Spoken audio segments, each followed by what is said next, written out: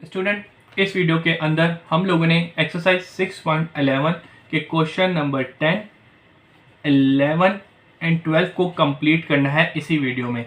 Student, याद रहे कि क्वेश्चन नंबर 11 जो है आपके पास पेपर में ऑलरेडी आ चुका है। एक इंपॉर्टेंट क्वेश्चन है, आपने पेपर के लिए इसको अच्छे तरीके से तैयार करना है। तो चलें जी आए क्वेश्चन नंबर 10, 11 और 12 का सोल्यूशन स्टार्ट करते हैं। तो यहाँ पे हमने क्वेश्चन नंबर 10 एक्सरसाइज 6.11 का ले लिया है। डिफरेंशियल इक्वेशन दी गई है, इसका सोल्यूशन करना है सिंपल। सोल्यूशन लिखा, सोल्यूशन लिखने के बाद क्वेश्चन क्या लिखा है, d upon d t is equal to √5v-7 और टी कोस टी स्क्वायर। ठीक है जी बेटा, सिंपल। अब इसके बाद आगे जरा देखिए क्या करेंगे बेटा। यहाँ पे देखिए एक v वेरिएबल दिया है और एक t वेरिएबल दिया है। तो भाई आपको पता है एक वेरिएबल को एक साइड पे, दूसरी वेरिएबल को दूसरी साइड पे हम कंटेन करते हैं, तो लादा चलिंग करते हैं। तो देखिए यहाँ पे ये वाली जो टर्म है उसको लेफ्ट हैंड साइड पे भेज दूंगा, यानी कि मल्टीप्लाई साइड पे आके डिवाइड हो जाएगा। तो चलिए डिवाइड कर देते हैं। तो 5v-7 यहाँ पे हमारे पास dv रहेगा, यहाँ पे dt डिवाइड में इक्वल टू साइड पे जाके मल्टीप्लाई हो जाएगा। तो t cos t square multiply by D T. उम्मीद है कि ये बात समझते होंगे कि भाई v वाले को एक साइड पे और t वालों को एक साइड पे जमा कर दिया है। अब हम आगे क्या करेंगे जरा देखें बेटा। साइन ऑफ इंटीग्रेशन, ठीक है जी। तो take antiderivative on both side या take integration on both side, take integral on both side, जो आपका दिल करे वो आप लिख सकते हैं। अच्छा जी, तो चलें जी, अब जो कह दिया वो करके भी तो दिखाना है। ठीक है जी बेटा, तो सिंपल 5v-7 और dv is equal to integration जो है यहाँ पे भी आ जाएगा। तो यहाँ पे जरा देखें T cos t square, angle जरा देखें टी स्क्वायर दिया गया है और डी टी लिखा हुआ है। अब बच्चों जरा देखो साइन ऑफ इंटीग्रेशन भी ले लिया है। हमें पता है कि हम इसके ऊपर डायरेक्ट एंटी डेरिवेटिव नहीं लगा सकते और ना ही इस पे लगा सकते हैं, तो इसकी थोड़ी सिंप्लीफिकेशन करनी पड़ेगी। तो उसके लिए थोड़ा सेट करने के लिए जरा देखिए मैं यहाँ पे क्या करूंगा भाई। 5v-7 की पावर -1/2। बेसिकली यहाँ पे अंडर रूट है, अंडर रूट किसके बराबर होता है 1/2 की पावर, तो इसको ऊपर लेके गया तो माइनस का हो गया। ठीक है बेटा, अब आगे क्या करेंगे, इस साइड पे मैं क्या कर सकता हूँ जरा वो देखें बेटा। कोस टी स्क्वायर और ये जो टी लिखा था शुरू में मैंने इसको इसके साथ ले लिया, टी इंटू डी टी। ये मैंने क्यों किया अभी थोड़ी देर में समझ आ जाएगा बेटा। इसका एंटी डेरिवेटिव तो सिंपल ले सकते हैं, लीनियर इक्वेशन का जो एंटी डेरिवेटिव लेते थे, यानी कि बेसिकली जो मेन पावर उसकी पावर में एक जमा किया और वही इसके डिवाइड में कर दिया, और जो लीनियर इक्वेशन है उसका डेरिवेटिव जो होगा वो इसके डिवाइड में कर देंगे। तो सिंपल इसका एंटी डेरिवेटिव आ जाएगा। लेकिन इसका एंटी डेरिवेटिव कैसे करेंगे बेटा, इसका एंटी डेरिवेटिव लेने के लिए हमें सब्स्टिट्यूशन मेथड लगाना पड़ेगा, उसके बगैर नहीं ले सकते। ठीक है जी बेटा, तो जरा देखिए यहाँ पे हम क्या करेंगे, सब्स्टिट्यूशन मेथड में जो बड़ी टर्म होती है वो क्या करते हैं, लेट कर लेते हैं y। तो यहाँ पे टी स्क्वायर है हमारे पास वो, तो उसको हमने y कंसीडर कर लिया। अब इस पे लेंगे डेरिवेटिव, तो dy upon dt is equal to 2t। अब आगे जरा देखें dy is equal to 2dt, और ये जो 2 आपको पता है यहाँ पे आपको t dt की वैल्यू चाहिए, तो t dt की वैल्यू आ गई 2 नहीं चाहिए, तो इससे मल्टीप्लाई होता है, उसको मैंने इस साइड पे भेज दिया है। तो बेटा ये y की वैल्यू और dy की वैल्यू फॉर्म हो चुकी है। अब इसको सब्स्टिट्यूट करते हैं और अपना सोल्यूशन करते हैं। तो सबसे पहले जरा देखें, इसको वैल्यू पुट करते हैं, फिर दोनों पे ही एंटी डेरिवेटिव इजीली लगा देंगे। तो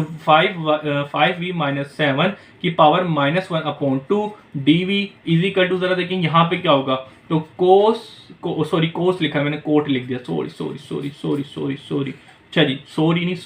अच्छा जी, कोस टी स्क्वायर लिखा, तो टी स्क्वायर क्या है, टी स्क्वायर हमने y कंसीडर किया है, और टी डी टी किसके बराबर है, टी डी टी बराबर है dy/2 के। तो सिंपल सब्स्टिट्यूशन भी हो गई है। अब मजीद और क्या कर सकते हैं बेटा, थोड़ी सी सिंप्लीफिकेशन और कर लेते हैं ताकि हम लोग इजीली हर चीज समझ सकें।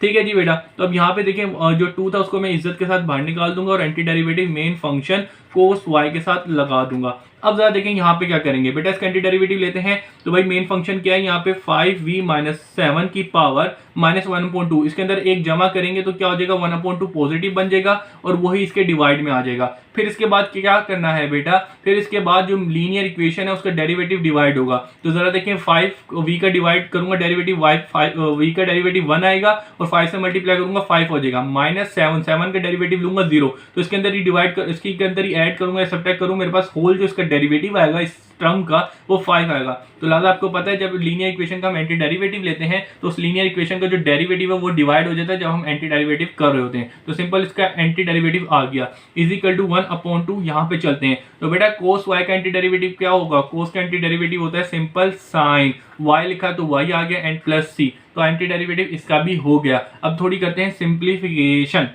तो सिंप्लीफिकेशन के लिए अब जरा देखें यहाँ पे हम क्या कर सकते हैं। सबसे पहले उसको उलट के ऊपर ले जाता हूँ, ये 1/2 को, तो ये 2 ऊपर आ जाएगा और 5 के डिवाइड में तो ये कुछ इस तरीके से बन जाएगा। उसके अलावा 5v-7 की पावर 1/2 लिखे, उसको ऐसे का ऐसे ही रहने दिया। 1/2 sin y प्लस सी लिखा है। अब मैं यहाँ पे जरा देखें क्या करूंगा, y हमने क्या लेट किया था, y हमने लेट किया था t², तो लिहाजा y की जगह ये वैल्यू पुट करूंगा और अपना आंसर देते हुए जाऊंगा।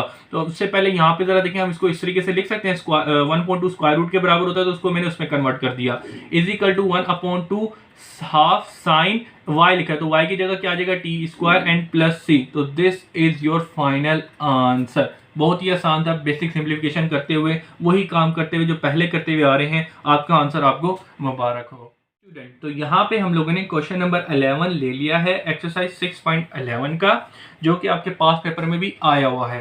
बेसिकली यहाँ पे हमें क्या दी गई है, डिफरेंशियल इक्वेशन दी गई है, इसका सोल्यूशन करना है। तो चलें जी आइए स्टार्ट करते हैं। तो सबसे पहले लिख दिया सोल्यूशन। सोल्यूशन लिखने के बाद जो क्वेश्चन लिखा हुआ है dy/dx equal to sine square y, फिर क्या लिखा हुआ है cos square x into sine x। ठीक है जी बेटा, अब आगे क्या करेंगे जरा देखें बेटा, यहाँ पे जरा देखें एक y की वेरिएबल है और एक x का वेरिएबल है, तो लिहाजा y वालों को एक साइड पे, x वालों को एक साइड पे करेंगे, फिर हम एंटी डेरिवेटिव लेंगे। तो उसके लिए जरा देखें यहाँ पे क्या करूंगा, वो यहाँ पे साइन स्क्वायर जो है वो मल्टीप्लाई हो रहा है, इसको इस साइड पे लाया तो ये डिवाइड में आ जाएगा। ठीक है जी बेटा, और dy ऐसे कैसी रहा, यहाँ पे dx जो इसके डिवाइड में है, डिवाइड हो रहा है, वो उसको साइड पे लेके गया तो मल्टीप्लाई हो जाएगा। तो भाई कोस square x into sine x जो लिखा वो ऐसी कैसी रहा, क्योंकि ये x की टर्म थी उनको इधर ही रहने दिया, ये जो y की टर्म थी उसको इस साइड पे भेज दिया, और जो dx यहाँ पे डिवाइड था वो इस साइड पे जाके मल्टीप्लाई हो गया। तो बेटा जो सेपरेशन थी वो मैंने कर दी। अब हम यहाँ पे क्या करेंगे, अब हम यहाँ पे लिखेंगे भाई टेक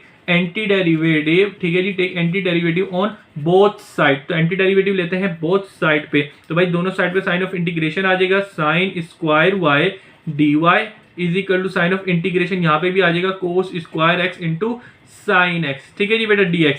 अब जरा देखिए आगे क्या होगा। अब बच्चों जरा कॉमन सेंस यूज करते हुए कि आपको पता है साइन का एंटी डेरिवेटिव ले सकते हैं लेकिन साइन स्क्वायर का एंटी डेरिवेटिव नहीं ले सकते। और उसके अलावा दूसरी चीज अगर देखी जाए, ये अपॉन के अंदर है, अपॉन में तो वैसे ही एंटी डेरिवेटिव डायरेक्ट नहीं लगा सकते। तो उसके लिए मैं यहाँ पे क्या करूंगा कि 1/sin बेसिकली बराबर होता है कोसेक के। ठीक है जी, तो कोसेक ये स्क्वायर है तो ये कोसेक, जो साइन स्क्वायर है तो ये कोसेक स्क्वायर भी हो जाएगा। ठीक है जी, इजिकल टू चलते हैं इस साइड पे आ जाए। तो बेटा यहाँ पे क्या लिखा है cos square x into sine x dx। अब जरा देखिए यहाँ पे क्या होगा, बेसिकली इसका तो एंटी डेरिवेटिव हम कोसेक का एंटी डेरिवेटिव ले सकते हैं, लेकिन कोसेक ये इसका जो ये जो फॉर्म लिखी है इसका एंटी डेरिवेटिव लेने के लिए हम यहाँ पे कौन सा फार्मूला यूज करेंगे वो जरा देखें। f ऑफ x की पावर n है multiply by derivative of x। बेटा जरा देखें कोस का डेरिवेटिव क्या होता है, कोस का डेरिवेटिव होता है माइनस साइन। ठीक है जी, तो माइनस नहीं लगा, वो माइनस मैंने मल्टीप्लाई कर दिया, जब बाहर अंदर मल्टीप्लाई किया तो बाहर भी माइनस मुझे मल्टीप्लाई करना पड़ेगा, तो ये बैलेंस हो गया। तो अब जरा देखें कोस का डेरिवेटिव क्या होता है माइनस साइन, तो भाई एक फंक्शन है उसका ही डेरिवेटिव उससे मल्टीप्लाई हो रहा हो और इस फंक्शन पे हमें क्या लेना हो, एंटी डेरिवेटिव लेना हो, तो मेन फंक्शन की पावर में एक जमा करेंगे एंड वही इसके डिवाइड में कर देंगे एंड प्लस सी कर देंगे। तो सिंपल इसका एंटी डेरिवेटिव लेने के लिए ये वाला फार्मूला यूज करूंगा। तो चलिए जी आगे स्टार्ट करते हैं। तो भाई कोसेक का एंटी डेरिवेटिव क्या होता है, कोसेक स्क्वायर का एंटी डेरिवेटिव होता है माइनस कोट। ठीक है जी बेटा, ये y लिखा है तो ये y लिख दिया, इजिकल टू आगे चलते हैं। अब आगे क्या लिखा हुआ है -1। अब जरा देखें इसका एंटी डेरिवेटिव लेंगे, कोस का एंटी डेरिवेटिव क्या होता है, कोस का एंटी डेरिवेटिव होता है माइनस साइन, तो मेन फंक्शन का एंटी डेरिवेटिव से मल्टीप्लाई हो रहा है, तो लिहाजा इसका एंटी डेरिवेटिव लेने के लिए हम क्या करेंगे, इसकी पावर में एक ऐड करेंगे, तो 2 था तो एक जमा किया 3 बन गया और वही इसके डिवाइड में कर दिया एंड प्लस सी सिंपल। तो भाई इस फॉर्मूले की मदद से इस टर्म का भी एंटी डेरिवेटिव ले लिया। अब हम आगे क्या कर सकते हैं बेटा वो जरा देखें। अब student minus cot y is equal to -1/3 cos cube x plus C. ठीक है जी बेटा, ये सिंपल। अब ये आपका फाइनल हो सकता है, लेकिन आपकी बुक में बेसिकली ये आंसर नहीं दिया गया। क्या आंसर दिया गया मैं वो बताता हूँ कि minus cot y is equal to, ये जो माइनस है इस टर्म से लिया गया कॉमन, तो 1/3 कोस क्यूब x, ये प्लस का था तो माइनस कॉमन लिया तो ये माइनस का हो जाएगा एंड ये माइनस और माइनस काट दिया गया है, और cot y is equal to 1/3 cos cube x minus C. तो भाई this is your final answer. तो आपकी बुक में कुछ आंसर आप देखेंगे आपको इस तरीके से मिलेगा, आप अपना आंसर यूं छोड़ भी देंगे तो कोई आपको कुछ नहीं कहने वाला। तो चलें जी, उम्मीद करता हूँ ये चीज आपकी क्लियर हो गई होगी। अब चलते हैं अगले क्वेश्चन पर। तो यहाँ पे हम लोगों ने क्वेश्चन नंबर 12 ले लिया है, जो बेसिकली यहाँ पे हमें क्या दी गई है, डिफरेंशियल इक्वेशन, इसका सोल्यूशन करना है। स्टूडेंट ये जो क्वेश्चन है डिफरेंट कॉलेजेस के पीडीएम पेपर्स और आदम जी एक्सीलेंस या प्रैक्टिकल सेंटर 1900 हो गया, उनके भी जो आप देखेंगे डिफरेंट कॉलेजेस जो पीडीएम पेपर ले रहे होते हैं या टेस्ट ले रहे होते हैं उनमें ये क्वेश्चन नजर आ रहा होता है। ठीक है जी बेटा, तो इस क्वेश्चन को थोड़ा अच्छे तरीके से करना है क्योंकि बड़े जो सर्स होते हैं, प्रोफेसर जो होते हैं, वो इसको बता रहे होते हैं कि ये एक इंपॉर्टेंट क्वेश्चन है, तो इसकी तैयारी अच्छे तरीके से कर लें, इन फ्यूचर ये चीज आ सकती है। तो चलिए जी स्टार्ट करते हैं। तो सोल्यूशन लिखा, सोल्यूशन लिखने के बाद यहाँ पे क्या लिखा है, d y upon d x is equal to sine square y upon cos square x. ठीक है जी, जो क्वेश्चन लिखा है वो हुबहू लिख दिया। अब इसके बाद आगे क्या करेंगे बेटा, यहाँ पे आपको पता है दो वेरिएबल दिए गए हैं, एक y की फॉर्म में दिया है, एक x की फॉर्म में दिया है, तो लिहाजा x वालों को एक साइड पे, y वालों को दूसरी साइड पे हम जमा कर लेंगे। तो जरा देखिए यहाँ पे क्या करेंगे बेटा, डी वाई, अब ये साइन स्क्वायर y था, यहाँ पे मल्टीप्लाई की फॉर्म में इस साइड पे आया तो ये डिवाइड की फॉर्म में आ जाएगा, तो साइन स्क्वायर डिवाइड में आ गया, इज इक्वल टू यहाँ पे जरा देखें, यहाँ पे 1 अपॉन कोस स्क्वायर एक्स। ठीक है जी बेटा, ये इधर ऐसी कैसी रहा, डी एक्स यहाँ पे डिवाइड में, उधर जाके मल्टीप्लाई में आ गया है। तो अब जरा देखें, y वाली एक साइड पे, x वाली एक साइड पे, सारे वेरिएबल अलग अलग हो चुके हैं। तो अब हम यहाँ पे क्या करेंगे, टेक इंटीग्रेशन, ठीक है जी, इंटीग्रेशन ऑन बोथ साइड। तो भाई इंटीग्रेशन लिख दें, एंटी डेरिवेटिव लिख दें या साइन ऑफ इंटीग्रेशन लिख दें, बात एक ही है, जो दिल करे वो कर दें। तो चलें जी आगे कर देते हैं। तो भाई sine square y d y is equal to sign of anti derivative 1 upon cos square x d x. ठीक है जी, दोनों साइड में साइन ऑफ इंटीग्रेशन ले लिया। अब जरा देखें यहाँ पे क्या होगा, एंटी डेरिवेटिव लेना है साइन स्क्वायर का, तो भाई डोमिनेटर में तो हम एंटी डेरिवेटिव लगा ही नहीं सकते, तो इसको सबसे पहले थोड़ा सीधा करते हैं। तो सीधा करने के लिए हम यहाँ पे क्या करेंगे कि 1 अपॉन साइन बराबर होता है कोसेक के, तो भाई कोसेक स्क्वायर वाई बन जाएगा। फिर आगे चलते हैं 1 अपॉन कोस, तो 1 अपॉन कोस बेसिकली क्या होता है, इनवर्स, 1 अपॉन कोस होता है बेसिकली सेक का इनवर्स, तो ये सेक स्क्वायर dx हो गया। अब जरा देखें हम इसका एंटी डेरिवेटिव इजीली ले सकते हैं, तो चले जी आए ले लेते हैं। कोसेक का एंटी डेरिवेटिव क्या होता है, कोसेक का एंटी डेरिवेटिव होता है माइनस कोट। ठीक है जी, ये y लिखा है तो y is equal to cosec का एंटी डेरिवेटिव क्या होता है, कोसेक का एंटी डेरिवेटिव होता है tangent x and plus c। Simple बेटा, अब कुछ बच्चों के दिमाग में आता होगा सर एंटी डेरिवेटिव यहाँ पे भी तो ले रहे हैं, यहाँ पे प्लस c क्यों नहीं करे। बेटा अगर आप यहाँ पे प्लस c कर देंगे तो फिर यहाँ पे प्लस c करने की जरूरत नहीं है, क्योंकि प्लस c एक बेसिकली कांस्टेंट टर्म को प्रेजेंट कर रहा होता है, एक रिप्रेजेंटेड तौर पर है। तो भाई x यहाँ पे भी c कर देंगे, यहाँ पे भी c कर देंगे, तो एक और एक 2c हो जाएंगे। तो भाई आप इस तरीके की कोई सिंप्लीफिकेशन करने की जरूरत नहीं है, बस आपको प्लस c प्रेजेंट करना होता है कि भाई ये कांस्टेंट नंबर को प्रेजेंट कर रहा है। तो आप चाहे तो यहाँ पे लिख दें प्लस c, तो फिर यहाँ पे ना लिखिएगा, अगर यहाँ पे लिख रहे हैं तो फिर इसके साथ यहाँ पे प्लस c मत कीजिएगा। तो सिंपल एंटी डेरिवेटिव का रूल होता है कि भाई प्लस c यानी कि कांस्टेंट टर्म आ रही होगी तो वो क्या होगी, तो वो हमें नहीं बतानी होती, हम जनरली वो प्रेजेंट कर देते हैं। तो लिहाजा आपको यही मशवरा है कि किसी भी एक टर्म के साथ आप प्लस c कर सकते हैं, दोनों के साथ करने की जरूरत नहीं है। अब चलते हैं आगे। अब भाई ये तो एंटी डेरिवेटिव ले लिया, क्या ये आपका आंसर है? अगर आप चाहें तो यहाँ पे छोड़ देंगे, कोई आपको कुछ नहीं कह सकता, कोई आपको कोई नहीं बिगाड़ेगा। लेकिन यहाँ पे आप जब अपनी बुक के पीछे जाएंगे जो आपको आंसर मिलेगा वो बताऊं कैसे मिलेगा। बेटा ये माइनस करना, उधर जाके क्या हो जाएगा, प्लस का हो जाएगा। तो लिहाजा टेंजेंट एक्स ये माइनस का था, उधर जाके प्लस का हो गया। ठीक है जी, तो cot y plus c is equal to 0 हो जाएगा। तो भाई this is your final answer जब आप अपनी बुक पे पीछे जाएंगे। तो यहाँ पे आगे इन क्वेश्चंस को करते हैं खत्म। अपना बहुत सा ख्याल रखिएगा, मुझे अपनी दुआ में याद रखिएगा। अल्लाह हाफिज।